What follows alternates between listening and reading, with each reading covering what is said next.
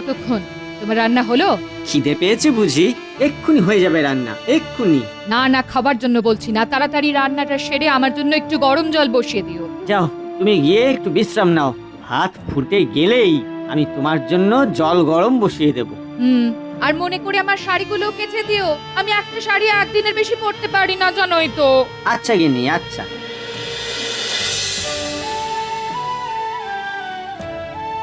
এ কি মা, সকাল সকাল নিজের হাতে এত কাজ করার কি দরকার? দাসীরা কোথায়? নিজের হাতে কাজ করতে আমার ভালোই লাগে বাবা। আর তো মাত্র কয়েকটা দিন মা, তারপরই তো তুমি বিয়ে করে শ্বশুর বাড়ি চলে যাবে। একদম মন খারাপ করো না, আমি মাঝে মাঝে এসে তোমার সঙ্গে কয়েকটা দিন কাটিয়ে যাব বাবা। মা, মারে, তোর মতো মেয়ে যেন রাজ্যের প্রতিটি ঘরে ঘরে হয়। মা, ও মা, মা, ও, আবার কি হলো? খুব খিদে পেয়েছে মা, আমাকে একটু ভাত বেড়ে দাও না।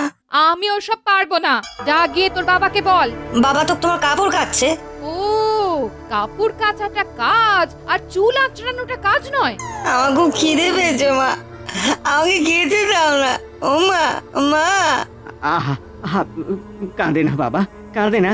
তোমার রূপচর্চার ঠেলায় আমাদের একমাত্র ছেলেটাকেও খালি পেটে থাকতে হয়। এবার তো একটু সংসারের কাজে মন দিতে পারো।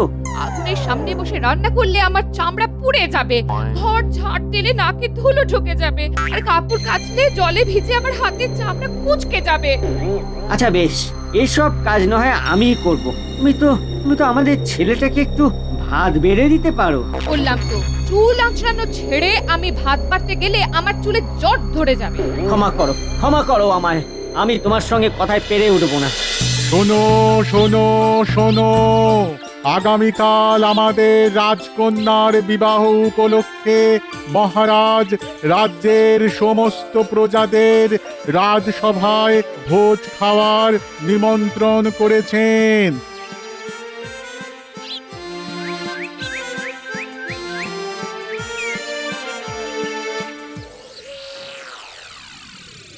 শুনেছো গিন্নি, শুনেছো?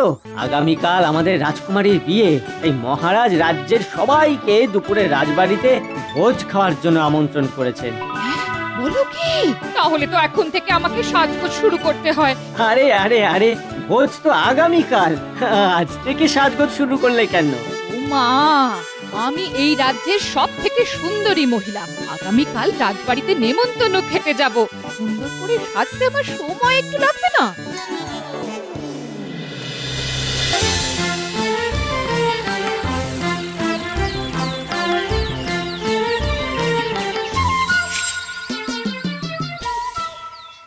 এসো গিন্নি, এসো। আর বেশি দেরি করলে সব ভোজ শেষ হয়ে যাবে। এই তো আমি এসে গেছি। এ কি, বাইরে যে প্রচন্ড রোদ আর ধুলো, এই ধুলোয় পা পড়লে আমার সুন্দর পাটা নোংরা হয়ে যাবে। না না না না না, এইভাবে আমি রাজবাড়িতে ভোজ খেতে যাব না। তাহলে উপায়? উপায় ভেবে বার করা তোমার কাজ, আমার নয়।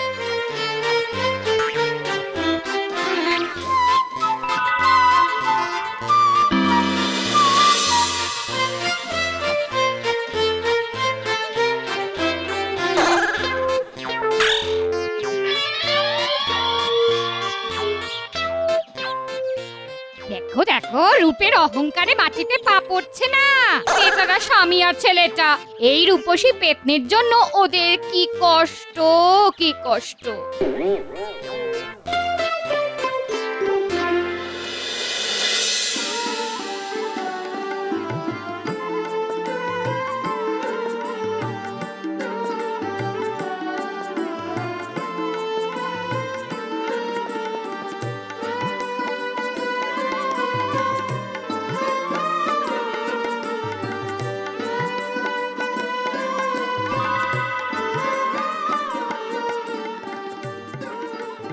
বুঝলে হে জামাই বাবা, ভাগ্য করে একটা মেয়ে পেয়েছি, রাজকুমারী হয়েও না আছে তার রূপের অহংকার, না আছে গুণের অহংকার।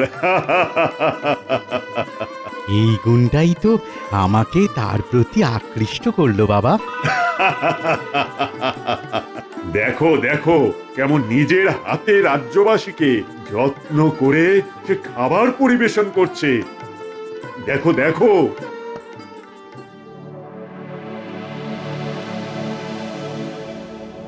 এ কি, তোমরা কারা? আর এইভাবে ঝুড়ির মধ্যে বসে রাজ দরবারে প্রবেশের কারণ? আপনার রাজ্যে প্রচন্ড ধুলো মহারাজ, সেই ধুলোয় পা পড়লে আমার সুন্দর পাটা নোংরা হয়ে যেত। তাছাড়া আপনার রাজ্যে সূর্যের তেজও কম নয়, তাই তো বাধ্য হলাম এইভাবে আসতে মহারাজ। ক্ষমা করবেন মহারাজ, আমার স্ত্রী আসলে একটু রূপ চর্চা করতে ভালোবাসেন, তাই মানে রূপচর্চা করা ভালো, কিন্তু নিজেকে সুন্দর করে তোলার কারণে অন্যের কষ্টের কারণ হয়ে ওঠা মোটেই ভালো নয়। মহারাজ, আমি ওদের চিনি মহারাজ। ওই মহিলার রূপচর্চার কারণে স্বামীকে সংসারের ঘর মোছা থেকে শুরু করে রান্না করা সব কাজ নিজের হাতে করতে হয়। হ্যাঁ মহারাজ, আর এই মহিলা দিন রাত খালি স্বামীকে হুকুম করে আর রূপচর্চা করে। এই মহিলার রূপ নিয়ে খুব অহংকার মহারাজ। এই মহিলাকে উচিত শিক্ষা দিন, উচিত শিক্ষা দিন। ছি ছি ছি ছি ছি ছি, নিজের রূপচর্চার জন্য তুমি এই সব করো? ভাবতে লজ্জা করছে আমার। বাবা, এই খুশির দিনে আপনি দয়া করে রাগ করবেন না, আমাকে একটু ওনার সঙ্গে কথা বলতে দিন।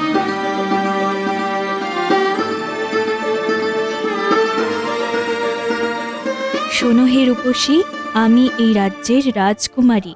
রূপে এবং গুণে দুদিক থেকেই তোমার থেকে আমি কোনো অংশে কম নই। অবশ্য সেই বিষয়ে আমার কোনো গর্বও নেই, অহংকারও নেই। তাহলে তোমার কিসের এত অহংকার? সুন্দর যদি হতেই হয় তাহলে মন থেকে হও, কারণ বাইরের সুন্দর একদিন না একদিন বয়সের সঙ্গে শেষ হবেই, কিন্তু মনের সুন্দর সারা জীবন থেকে যাবে। আমাকে ক্ষমা করে দিন রাজকুমারী, আমি বুঝতে পেরেছি এতদিন আমি আমার মিথ্যে রূপের অহংকারে অন্ধ হয়েছিলাম। আমি খুবই লজ্জিত। আমাকে এই রূপের অন্ধকার থেকে টেনে তোলার জন্য আপনাকে অনেক অনেক ধন্যবাদ রাজকুমারী। আপনি আমার সামনে এসে না দাঁড়ালে আমি কোনোদিনও বিশ্বাসই করতে পারতাম না আমার থেকেও সুন্দরী কেউ এই রাজ্যে থাকতে পারে। এতদিন আমি আমার নিজের স্বামীকে বউয়ের চাকর করে রেখেছিলাম, কিন্তু আজ থেকে আর নয়। আমি নতুন করে এই শুভ দিনে আবার আমার স্বামীর সঙ্গে বিবাহ বন্ধনে আবদ্ধ হতে চাই। হ্যাঁ। বাহ বাহ বাহ বাহ বাহ বাহ বাহ, শুভ দিনে এর থেকে শুভ কাজ আর হতেই পারে না। কই কই গো, সবাই উলু দাও, শাঁখ বাজাও, শাঁখ বাজাও, উলু দাও।